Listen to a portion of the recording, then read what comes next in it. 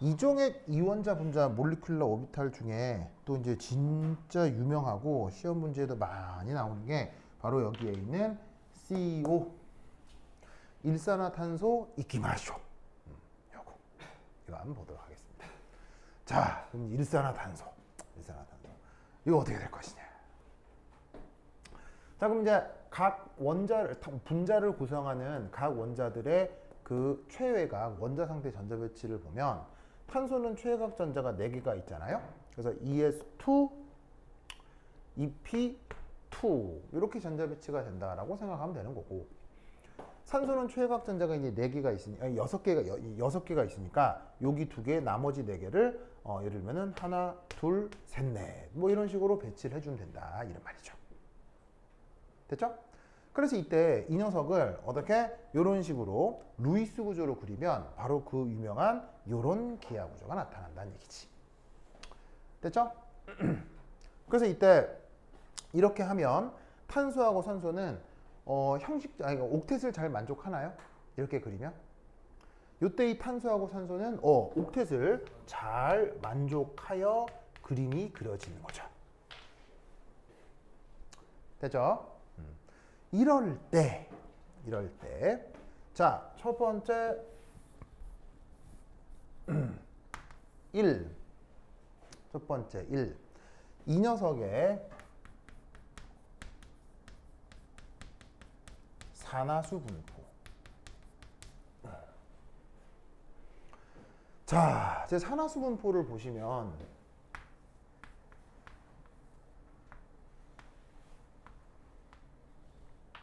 탄소 산화수 얼마예요? 일산화탄소에서 탄소 산화수 얼마예요?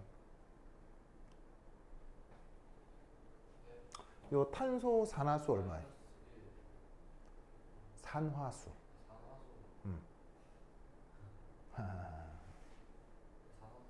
산화수.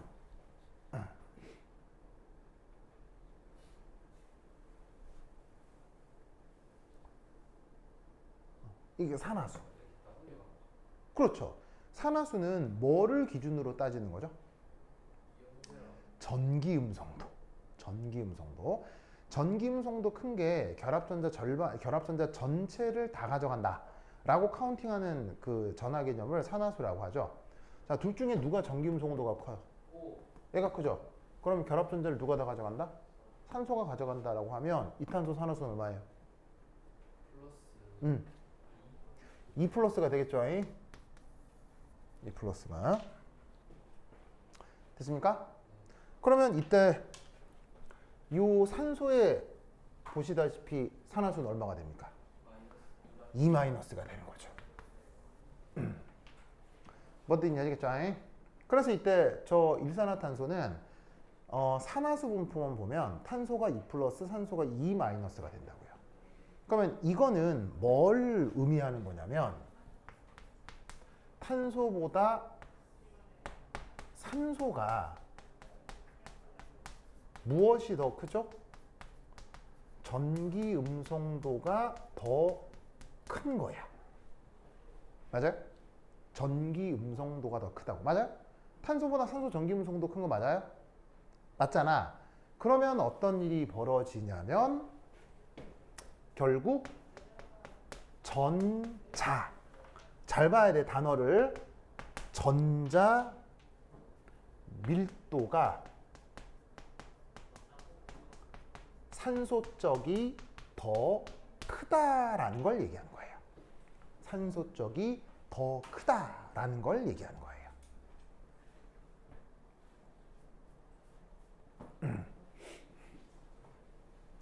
보이시죠? 자, 그런데 이때 두 번째 이 그려놓은 루이스 구조에 산화수 말고 또 전하 부여 개념이 있죠. 뭐죠? 형식 전하죠. 그래서 여기다가 형식 전하가 어떻게 되는지 볼게요.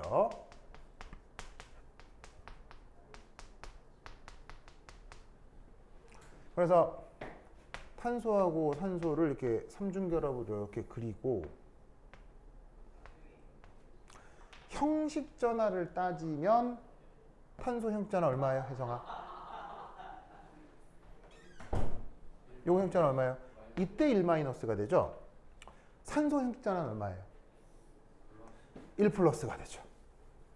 그래서 잘 보시면 산화수 분포하고 형식자나 분포가 지금 방향이 같아요? 방향이 달라요? 방향이 다르다라는 얘기죠. 아시겠죠?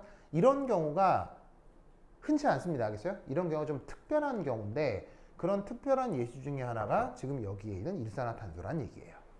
자, 그러면 아까 산화수는 어떻게 따졌어요? 전김성도 큰 게 한쪽으로 전자를 다 가져간다는 개념이었잖아요. 근데 형식전하는 전자를 어떻게 나누어 갖는 거예요? 형식전하는 전자를 양쪽에 절반씩 결합전자를 나누어 갖는 개념이죠.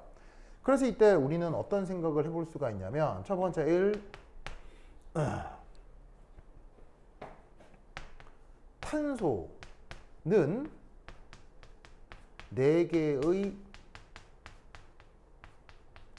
최외각 전자 중 2개를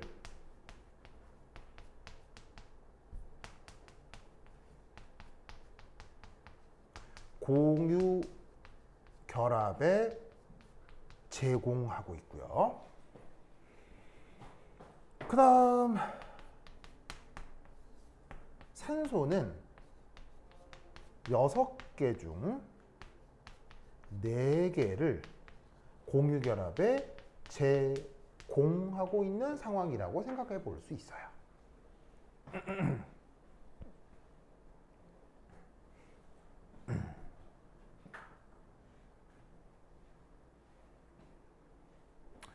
그랬더니 아시겠죠? 알겠죠? 자, 이거 간단한 더하기 빼기 무슨 말인지 알겠어요? 무슨 말인지 알겠어요? 자, 뭐냐면 원래 탄소는 최외각 전자가 몇 개가 있어요? 4개가 있잖아. 그런데 가지고 있는 비공호 전자가 몇 개가 있어요? 2개가 있잖아. 그럼 나머지 2개 어디 있겠어? 여기 있겠지 뭐. 알겠죠? 여기 있겠지? 그 다음 산소는 최외각 전자가 몇 개? 6개가 있잖아. 6개가 있는데 비공호 전자가 몇 개 있어? 2개만 보이잖아. 그럼 나머지 4개 어디 있겠어? 여기 있겠지 뭐. 그 얘기를 하는 거예요. 알겠죠? 자, 그러면 상대적으로 공유결합 형성을 하는 데 있어서 누가 더 많은 전자를 제공했어요? 바로 산소가 더 많은 전자를 제공했을 거라 이런 얘기예요. 무슨 말인지 알겠어요? 그래서 어떻게 되느냐? 이 산소가 더 많은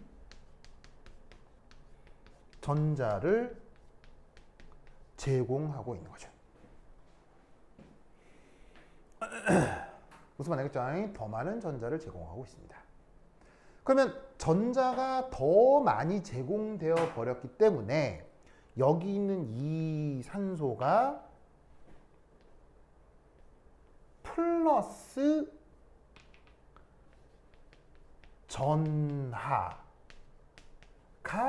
나타나지 않을까라고 생각해 볼 수 있다는 얘기죠. 자, 단어 잘 보라고 그랬어요. 여기는 전자 밀도죠. 여기는 전하라고 얘기하고 있어요. 자, 전자는 말 그대로 일렉트론인데 여러분 전하는 무엇으로 구성돼요? 자, 전하는 영어로 쓰면 차지거든요. 이 전하는 무엇으로 구성돼요? 바로 핵 전하량과 거기서 전자 개수. 이렇게 고려되는 게 바로 전하의 개념이죠. 무슨 뜻인지 아시겠어요? 그럼 어떻게 되냐면 이 산소는 기존에 가지고 있던 전자의 거의 대부분을 제공해 버렸기 때문에 이 녀석에는 전자 밀도가 상대적으로 원자 핵전하에 비해서 작아져서 핵전하 플러스가 도드러져 가지고는 이 녀석 주변의 전하가 플러스가 될 듯 보인다 이런 얘기예요. 그러면 여기 있는 탄소는 어떻게 되겠어요? 탄소는 역으로 마이너스 전하를 가지지 않겠느냐 라고 해석해 볼 수 있다고요. 그래서 어떻게 되느냐? 요 일산화탄소의 실제 전자 밀도 말고요. 전하 분포를 보시면 어떻게 된다? 탄소가 0.02 마이너스, 산소가 0.02 플러스의 전하가 나타납니다. 알겠죠?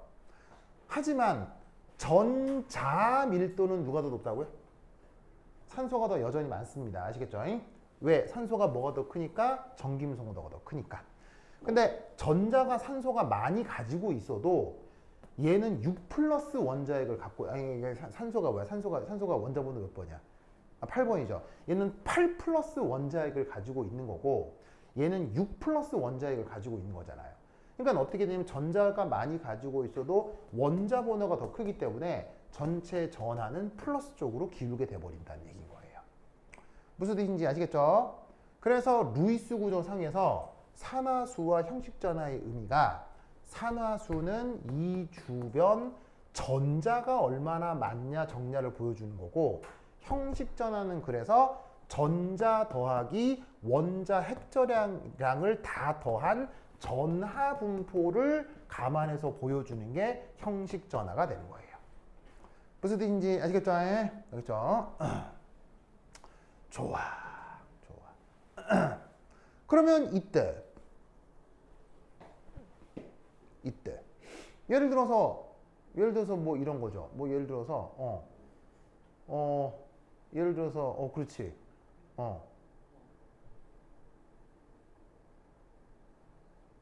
이번 그 이란하고 미국 전쟁을 해서 미국이 뭘 많이 소비했어요? 뭘 많이 소비했냐면 가지고 있는 패트리어트 미사일을 대부분 소진해 버렸죠. 그게 패트리어트 미사일이 1년에 만들어봐야 100개 정도밖에 못 만든다 그러더라고요. 한 발당 30억씩 하고. 무슨 말인지 알겠죠? 그러니까 그게 1년 생산량이 정해져 있기 때문에 이번 이란 전쟁 때 다 때려 부어가지고 더 이상 쓸 게 없는 거야. 물론 어디서 끌어모으고 저기서 끌어모으고 하면 여전히 미국은 전 세계에서 가장 강력한 그 뭐냐면은 무력을 가지고 있겠지만 그 미국이 그 많은 무력을 가지고 배치해야 될 지역이 지구에 너무 많잖아요. 그러다 보니까 어떻게 돼? 이란에 이미 배치된 녀석의 미사일을 다 써버리고 나면 다른 쪽에서 끌어오기가 굉장히 어렵다고요. 그러면 다른 쪽에서 만약에 배치되어 있는 미사일을 끌어오면 미국 입장에서는 누구를 견제하지 못해요. 바로 중국과 러시아를 견제할 수가 없죠. 그러니까 다른 위치에 배치되어 있는 미사일이 있더라도 무용지물 끌어올 수가 없는 거예요. 그래서 겨우 끌어간 게 우리나라에 있는 사드 발사대 있잖아요. 거기 미사일 몇 개 빼갔다고요. 그래도 되는 이유는 왜 미국이 대만이나 다른 동남아시아에 있는 미사일 말고 왜 우리나라에 있는 미사일은 빼갈 결정을 했을까요? 우리나라 국방력이 엄청 강하기 때문이에요.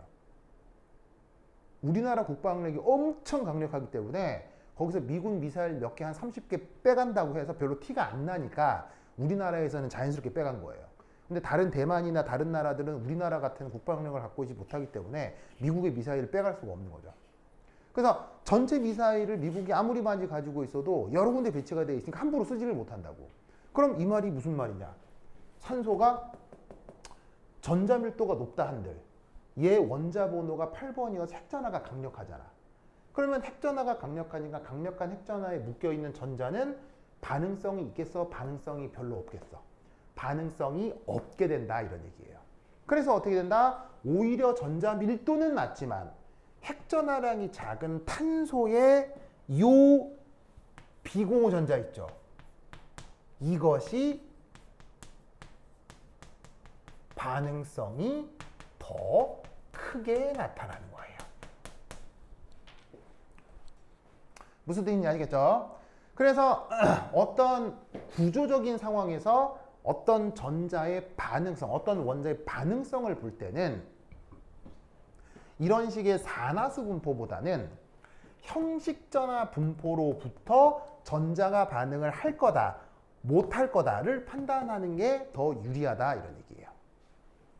무슨 말씀인지 아시겠죠? 알겠죠? 그러면 이 산소가 아니라 탄소 쪽이 반응성이 더 크게 나타난다는 것이 뒤에서 어떤 반응성으로 연결되는지는 뒤에서 다시 한번 얘기를 할 거예요. 그렇죠?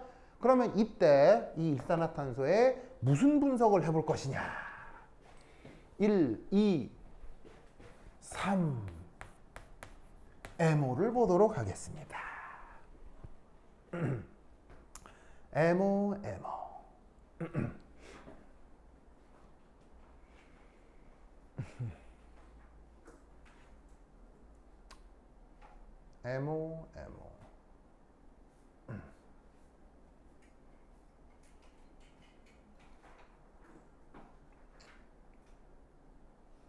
자, 여기 보시면 요 분자궤도 함수가 지금 그림이 이렇게 그려져 있죠. 이거 여러분 아까 그 뭐냐면 그 학교 선생님 필기를 보니까 요 일산화탄소의 몰리큘러 오비탈 필기가 잘못되어 있더라고요. 네, 물론 이게 동영이 필기긴 한데 동영이 필기 잠깐 봐봐요.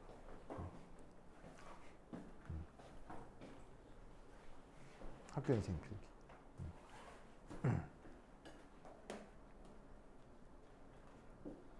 여기 있죠? 여기 보면 저거랑 같아요, 달라요? 다르죠? 다르죠?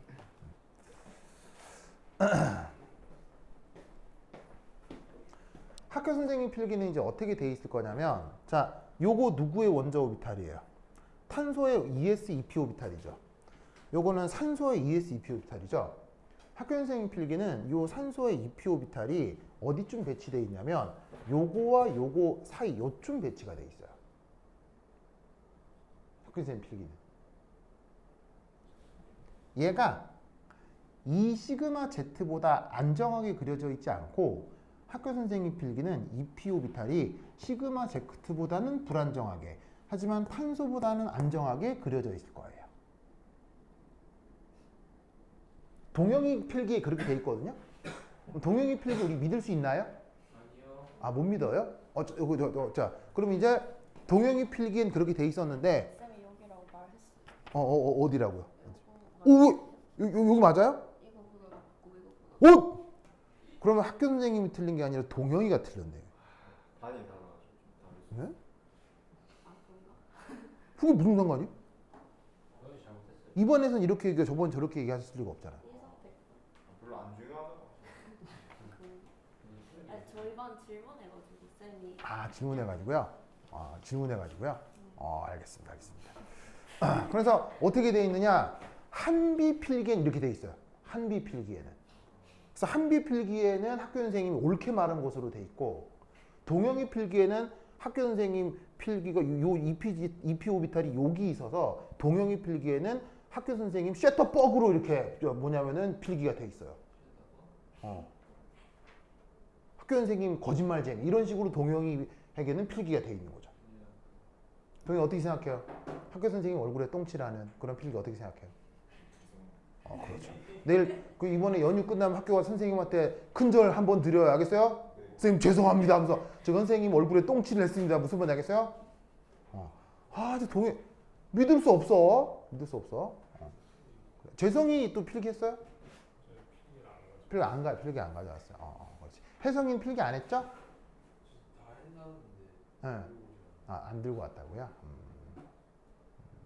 그래요? 그래. 재우는 필기했어요? 어떻게 돼 있었어요? 이렇게 돼 있어요? 저도 아래. 그래. 동영 진짜. 저도 아래 돼 있어요. 동영 진짜. 또 죄송합니다. 제가 한번 거들어 저 어떻게 어떻게 동영 진짜. 동영 진짜. 진짜. 그럼 되겠어 안 되겠어요? 안 되겠죠. 친구들한테도 미안하죠. 네. 그래. 네 진짜. 대단하다. 좋습니다. 자, 그래서 이때 요 CO의 분자궤도 함수에서 이 산소가 당연히 이 그래프상에서 이제 우리는 어떤 해석을 해볼 수가 있냐면, 자, 요건 됐으니까 여기 이제 지울게요. 여기 지울게요. 자, 지우자. 그럼 이제 저기서 이제 우리가 하나하나 해볼 수 있는 해석은, 자, 3MO 첫 번째 1 탄소보다 산소의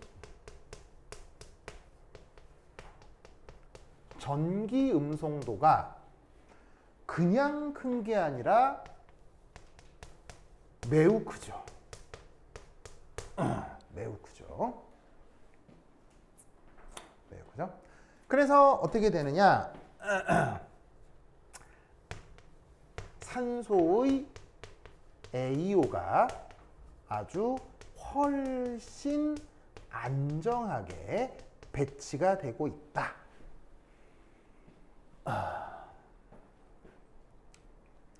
아시겠죠? 그래서 여기서 잘 보시면 여기 탄소 쪽보다는 산소 쪽의 원자 오비탈이 그냥이 아니라 아주 많이 안정화된 것으로 표기가 되고 있습니다.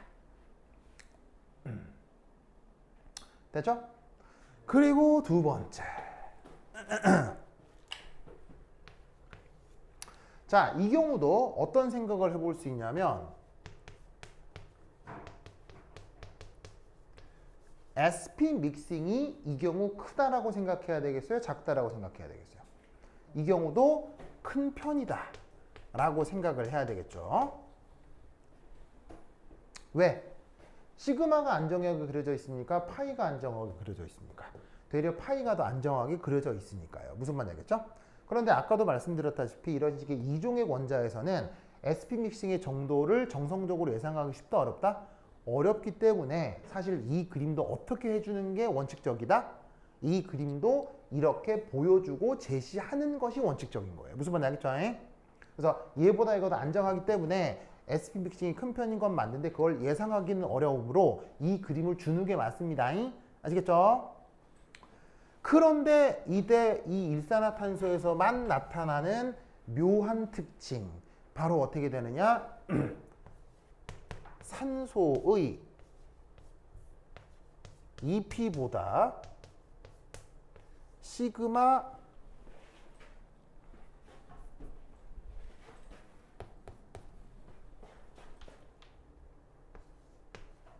Z가 더 불안정한 오비탈이 되는 겁니다. 뭔 뜻인지 아시겠죠? 불안정한 오비탈이 되는 겁니다. 그런데 이 또한 정성적으로 예측하기 쉽다 어렵다? 정성적으로 예측하는 건 불가능합니다. 그래서 이렇게 되는 것은 어떻게 모두 다 계산 결과여서 외울 수도 없을 뿐더러 문제에서 이 상황을 제시해 주어야 합니다. 무슨 말인지 알겠죠? 알겠죠? 그리고 이때 재밌게도 자 여기 줄게요. 여기 줄게요. 여기 줄게요.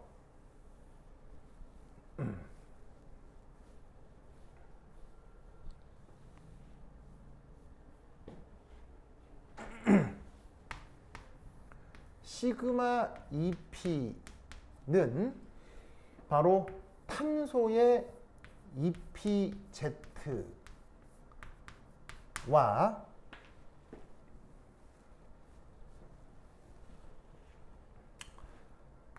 산소의 EPZ로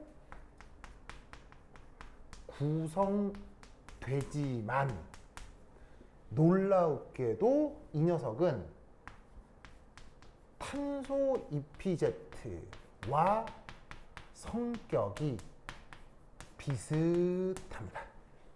성격이 비슷합니다. 바로 이 녀석 얘기하는 겁니다. 백설표 붙은 거 말고 이 녀석. 그래서 이 녀석은 약간의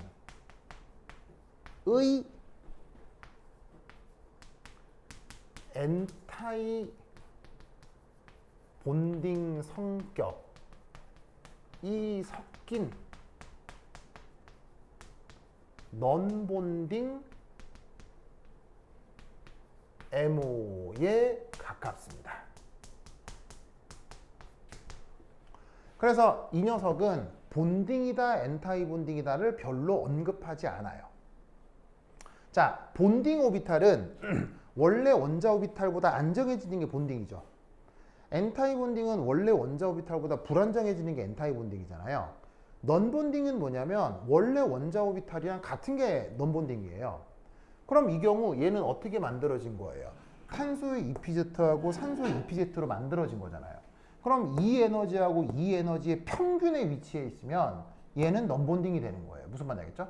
즉 얘하고 얘의 평균보다도 더 안정하면 본딩인 거고 평균보다 더 불리해지면은 엔타이 본딩이 되는 거죠. 그런데 이 녀석은 이 탄소 EPZ하고 산소 EPZ의 평균 근처에 있는 오비탈이에요. 그러니까 얘를 넌 본딩이다, 엔타이 본딩이다라고 별로 언급하지 않는 거예요. 이런 건 확실한 엔타이 본딩이거든요. 딱 봐도 얘보다도 불안정, 얘보다도 불안정이잖아요. 그러니까 이런 건 엔타이 본딩인데 얘가 특별하게도 본딩이 아닌 건 확실한데 그렇다고 엔타이 본딩이라고 하기도 그렇고 넌 본딩이라고 하기도 그렇고 묘한 상황인 거예요. 이건 일반적 상황이겠어요? 일산화탄소만의 특별한 상황이겠어요? 일산화탄소만의 특별한 상황이 된다는 얘기죠. 무슨 말인지 알겠죠? 자, 그럼 여기에 전자 배치 어떻게 하면 되느냐? 탄소의 최고각 전자 몇 개죠? 탄소의 최고각 전자 4개잖아요. 그럼 여기 전자 하나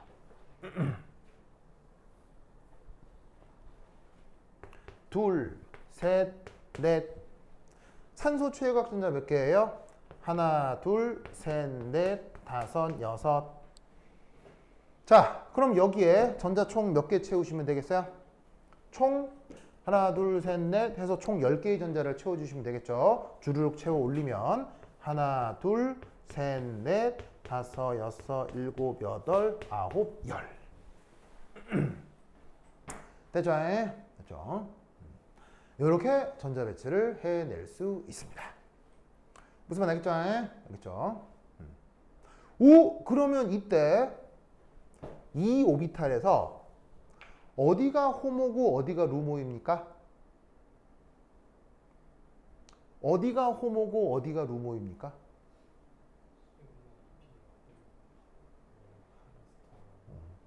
혜성, 어디가 호모입니까? 네, 호모. 어디가 호모입니까? 바로 이 녀석이 호모입니다. 알겠죠? 어디가 루모입니까? 바로 여기가 루모입니다. 무슨 말인지 알겠죠? 오, 그럼 잘 봐요. 루모에는 전자가 채워져 있네. 호모에는 전자가 채워져 있잖아요. 그럼 어떤 생각을 할 수 있냐면 이 전자는 누군가에게 제공이 가능하다 이런 얘기죠. 맞습니까? 누군가에게 제공이 가능하다는 얘기예요. 오, 그런데 루모는 말 그대로 전자가 채워져 있어요, 안 채워져 있어요? 말 그대로 전자가 채워져 있진 않죠. 자, 루모 원래 단어가 뭐? 원래 뜻이 뭐예요? 원래 표현이 뭐예요? 루모. lowest, unoccupied molecular orbital. 아, 몰랐어요? 알고 있죠, 알고 있죠. 자, 호모는 뭐 줄임말이에요? The highest occupied molecular orbital. 즉 뭐냐면 전자가 채워진 것 중에서 가장 고에너지 상태. 그걸 호모라고 하는 거예요. 그다음 루모는 전자가 안 채워져 있는 것 중에서 가장 저에너지 상태.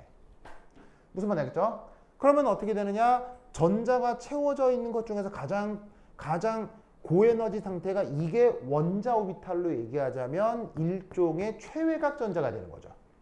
무슨 뜻인지 아시겠죠? 그래서 요 놈이 일종의 최외각 전자다.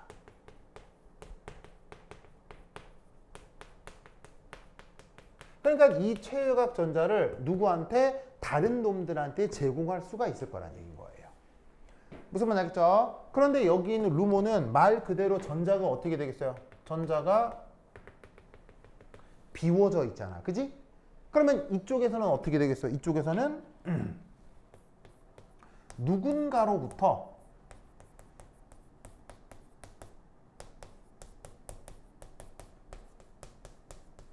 전자를 제공받을 받을 수 있다는 얘기죠. 그게 이 일산화탄소에서 호모에서 일어나는 일, 루모에서 일어나는 일이 된다 이런 말이에요. 뭐 말인지 아시겠죠? 알겠죠? 그러면 이때 여기서 우리가 알 수 있는 것은 1, 2, 3, 4, 5 시그마 Z의 두 전자는 바로 루이스 구조상 탄소의 비공유 전자쌍 요거에 해당하겠구나 라고 생각해 볼 수 있다는 얘기예요. 즉 뭐냐면 아까 탄소 루이스 구조에서 어떻게 되는 거예요? 이렇게 된다고 했잖아요. 그럼 여기에서 요 두 전자 요거 요게 누구라고? 요거라고. 요 놈이 요거라고. 무슨 말 알겠어요? 그러니까 어떻게 되느냐? 가장 최외곽 전자니까 가장 반응성이 있는 전자니 누구한테 제공할 수 있어요.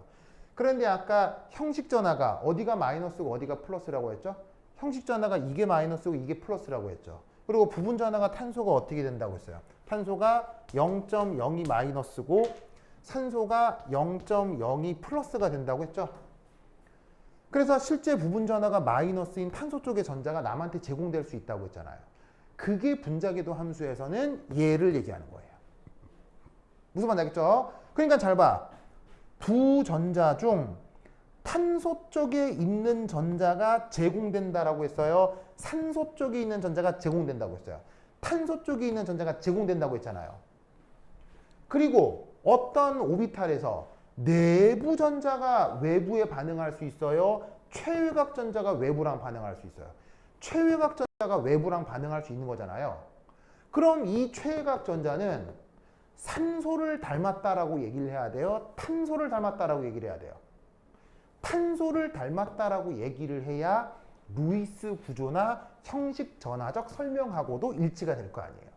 뭔 말인지 아시겠죠? 그래서 이 전자는 요거를 얘기하는 거예요. 무슨 말인지 알겠죠? 됐죠? 요 논리 구조를 훅 기억해 두시기 바랍니다. 오케이, 됐다. 됐죠? 자, 그러면 이제 여기서 요 녀석의 BO 한번 따져 봅시다. BO 한번 따져 봅시다. BO. 자, 그러면 이때 BO 얼마예요? 6 빼기 0 나누기 2에서 3 나오는 거 알겠죠? 요건 일산화탄소에서 그 보시다시피 형식전화 따지는 가장 기본적인 원리니까 결합차 수가 3이다 라고 하는 거 충분히 이해할 수 있을 겁니다. 됐죠? 요거 됐습니까?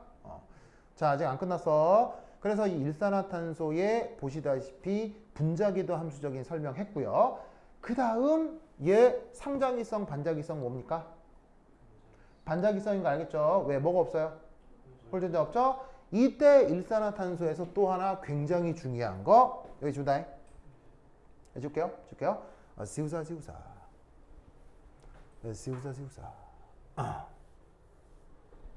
쓱쓱쓱쓱 4. 저 일산화탄소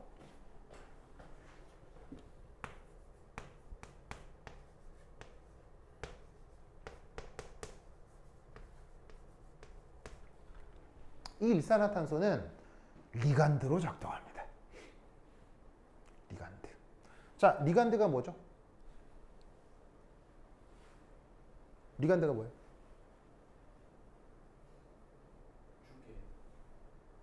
주계.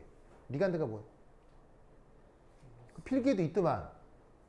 저 뭐냐면 저기 동영이 필기에도 있더만. 동영이 필기가 믿을 수가 없는 건가요? 학교 선생님이 말씀하지 않은 동영이가 상상으로 쓴 걸까요?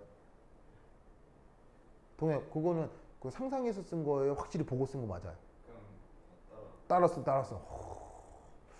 그럼 한비야 지금 그거는 동영이 믿을 수 있을까 못 믿을까요? 그건 믿어줄까요? 알겠습니다.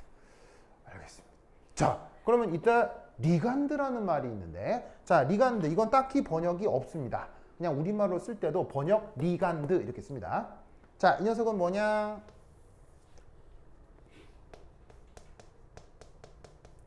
금속에게 전자를 제공하는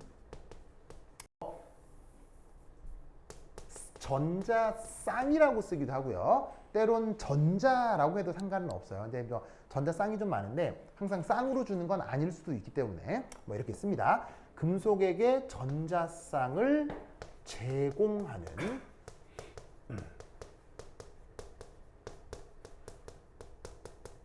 비금속 화학종. 요걸 리간드, 라코 합니다. 아시겠죠? 오, 그럼 이제 어떤 상황이냐? 첫 번째 1. 첫 번째 1.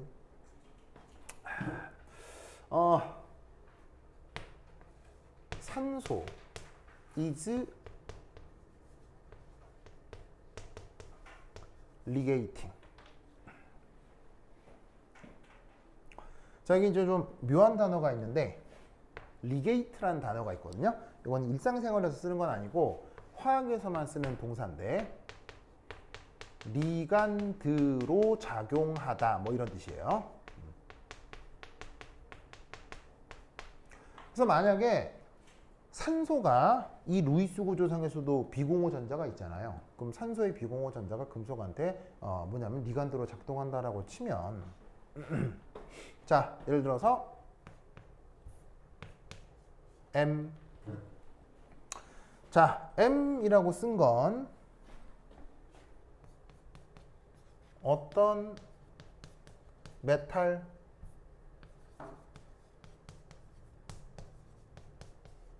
원자 되겠습니다. 어떤 금속 원자를 그냥 편의상 M 이렇게 쓰겠습니다. 그리고 이 녀석의 그냥 이온가, 금속이니까 양이온이라고 해도 상관은 없는데 계산의 편의를 위해서 그냥 중성이라고 하겠습니다. 알겠죠? 뭐라면 뭐 양이온으로 만들어도 되고 그냥 뭐 계산 편의를 위해서 플러스라고 하도록 하겠습니다. 자, 여기에 누가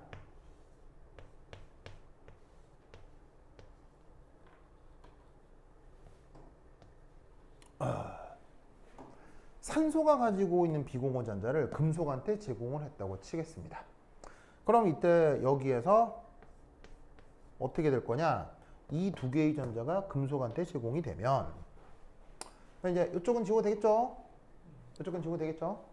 씌우서 쑥쑥쑥쑥.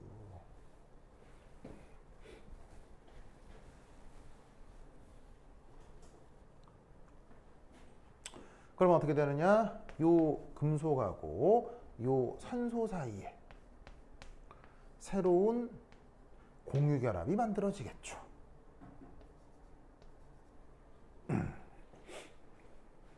무슨 말 알겠죠? 이런 공유결합을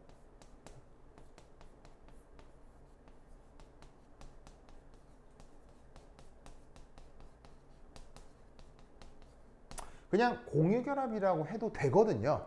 그냥 공유결합 해도 되는데 약간 상황이 다른 것 같아서 말을 하나 새로 만듭니다. 그걸 무슨 결합?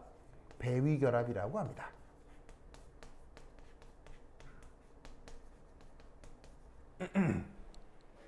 왜냐면 이게 보통의 비금속 간 공유결합은 이렇게 돼요. 자, 수소에도 홀전자가 있죠. 뭐 또 수소에도 홀전자가 있잖아요. 이럴 때 얘가 결합을 해서 수소 분자가 된다고 치면 두 전자가 서로 제공이 돼서 이렇게 공유결합이 되는 거란 말이에요. 무슨 말 알겠죠? 그런데 지금 이 경우는 산소의 비공호 전자가 그냥 금속한테 얍 이렇게 주고 뭐 한쪽으로만 간 거 아니야. 그래서 어쨌건 공유결합은 맞는데 그 전자를 주는 방식이 약간 차이가 있어서 보통의 이제 공유결합과는 조금 다르게 배유결합이라는 이름을 쓰는 거지. 알겠죠? 자, 그런데 아까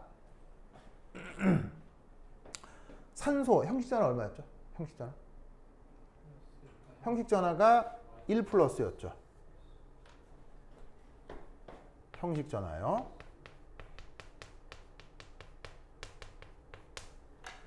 탄소가 형식전화 얼마였어요? 탄소가 형식전화가 1 마이너스였잖아요. 무슨 말 알겠죠? 그러면 이때 이 상태에서 탄소 형식전화 얼마예요? 이 탄소 형식전화 얼마예요? 여전히 1 마이너스죠? 산소 형식전화 얼마예요? 산소 형식전화 여기서 2 플러스가 된 거 알겠죠? 됐습니까?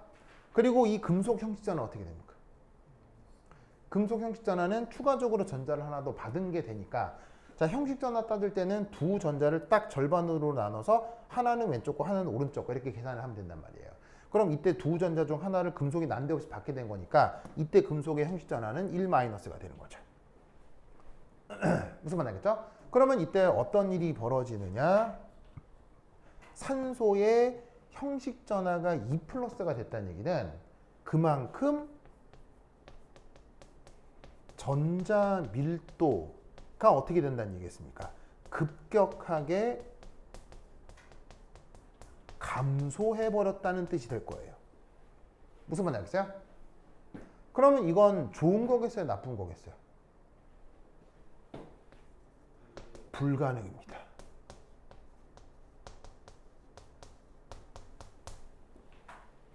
불가능입니다. 특히나 산소는 전기음성도가 뭐하는 녀석이죠? 산소는?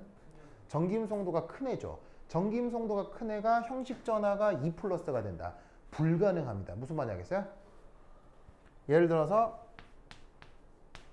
이런 거 가능합니까? 불가능합니까? 불가능합니다. 아시겠어요? 불가능합니다. 절대 안 됩니다. 아시겠죠? 그러니까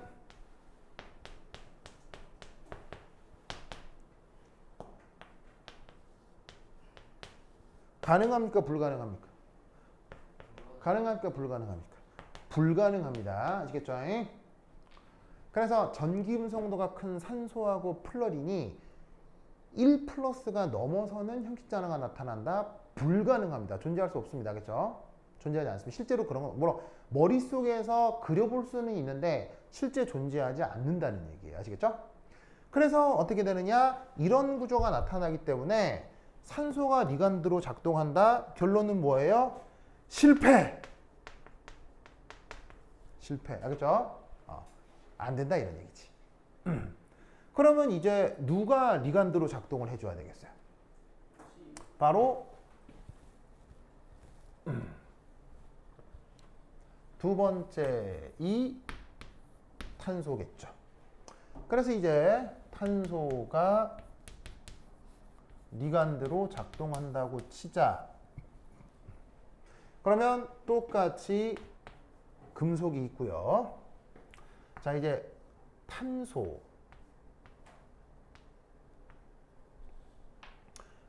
비공호 전자가 금속한테 이압하고 전자 제공을 합니다. 그리고 편의상 여전히 중성이라고 하겠습니다. 편의상 여전히 중성이라고 하겠습니다. 자, 그럼 이때 여기서 짜잔 화학결합이 반응이 나타나면 요 금속하고 탄소 사이에 새로운 공유결합이 나타나겠죠.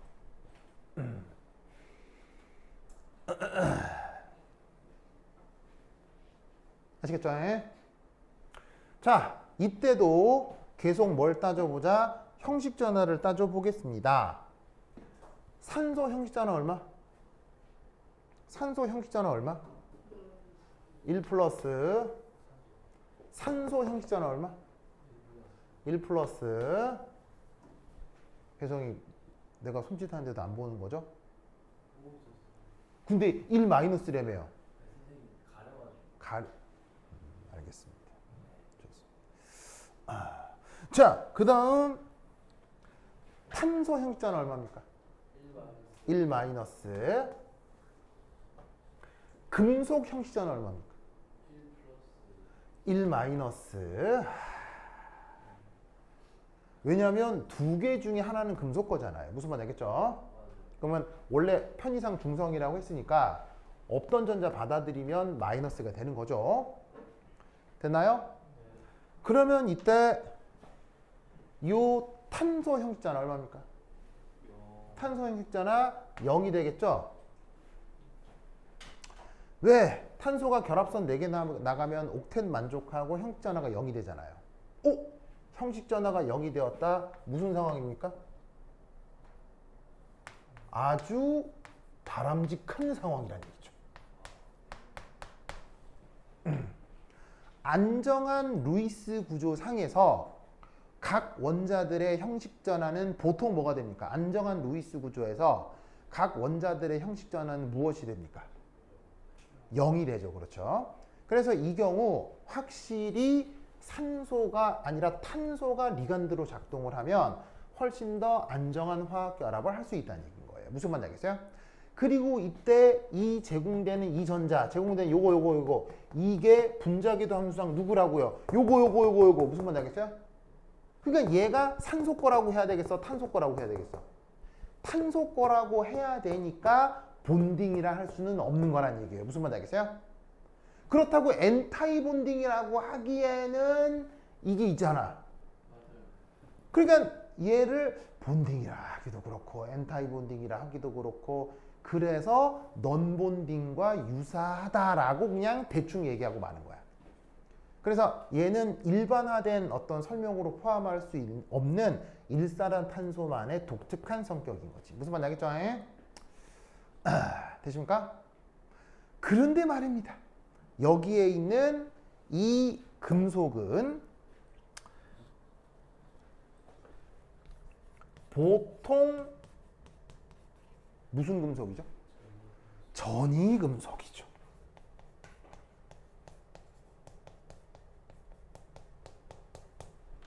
전이 원소는 어떤 오비탈에 전자 배치가 되는 게 전이 원소예요? d 오비탈. 무슨 말인지 알겠죠? 그래서 이때 이 금속은 주어져 있는 탄소의 전자쌍과 무관하게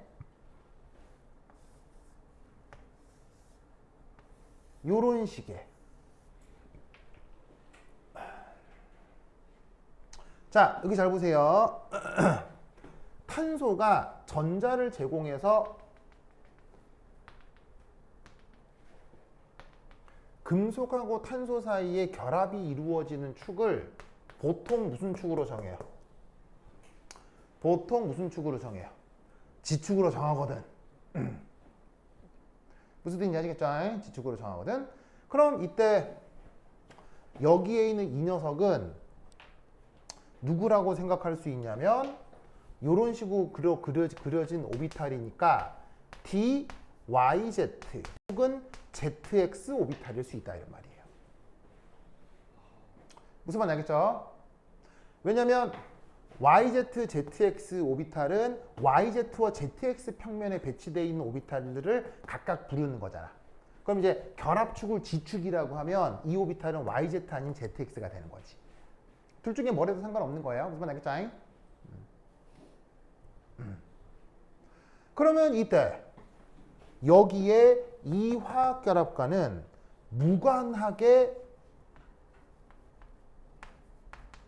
원래의 비전자들이 있을 수 있는 거지. 맞나요? 그럼 여기서 어떤 일이 벌어지느냐?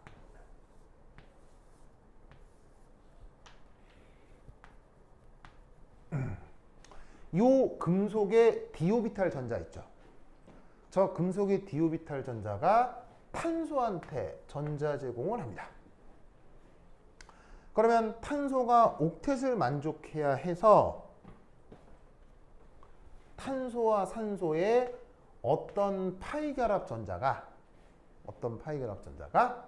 다시 산소 쪽으로 옮아갑니다.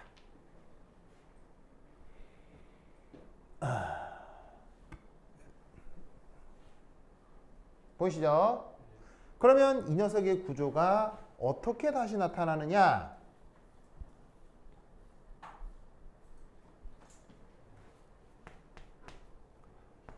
탄소하고 산소, 금속. 자, 여기서 이 파란색 전자 있죠? 파란색 전자. 이 파란색 전자는 누가 누구한테 줬어요? 탄소가 금속한테 줬죠. 무슨 말인지 알겠어요? 그런데 이때 여기서 이런 식으로다가 짜잔 새로운 결합이 하나가 나타나는데 여기요 노란색 전자는 누가 누구한테 준 거예요? 누가 누구한테 준 거예요? 금속이 탄소한테 준 거죠. 그래서 어쨌건 화학결합이 공유결합이 만들어진 건데도 전자이동의 방향을 기억하기 위해서 편의상 이렇게 화살표를 쓰기도 합니다. 무슨 뜻인지 아시겠죠? 그리고 나면 이 탄소하고 산소가 어떻게 되겠어요? 이 상태에서 이렇게 전자 배치가 바뀐다. 이런 얘기지. 무슨 뜻인지 알겠죠? 그러면 이때 요 산소 형식자는 얼마? 형식자는 여긴 거 알겠죠? 요 탄소 형식자는 얼마? 여긴 거 알겠죠? 금속 형식자는 얼마? 0이죠. 모두 다 형식 전화가 0인 상태가 됩니다. 해성 자려고 그러죠 지금. 0, 0, 0 알겠어요? 또 이해하셨죠? 이해하셨죠? 그러면 이때 잘 봐. 형식 전화 0이면 좋다며. 근데 이것도 0이면 이건 안 좋은 거야? 완전 좋은 거야? 완전 좋은 거지. 그래서 누가 리간드로 작동하는 것? 탄소가 리간드로 작동하는 것이 굉장히 잘 일어나는 일이 된다. 이런 말이에요. 무슨 말씀인지 아시겠죠? 알겠죠? 그러면 이때 여기서 이 금속이 다시 탄소한테 전자를 주는 이 상황을 뭐라고 설명하냐면 파이 백본딩이라는 표현을 쓰거든요. 그 파이 백본딩이 분자궤도 함수 측면에서 어떻게 벌어지는지 부터 한 10분 쉬었다 하도록 하겠습니다. 왜냐하면 여기 조금 중요하기 때문에 그림을 예쁘게 그려야 돼서 여러분 좀 리프레시를 해야 될 것 같아요. 그래서 한 10분 쉬었다 하도록 하겠습니다. 화장실 갔다 오세요. 그래. 재정도 잘 꺼줘. 아, 이제 앉아요? 좋아. 짜잔.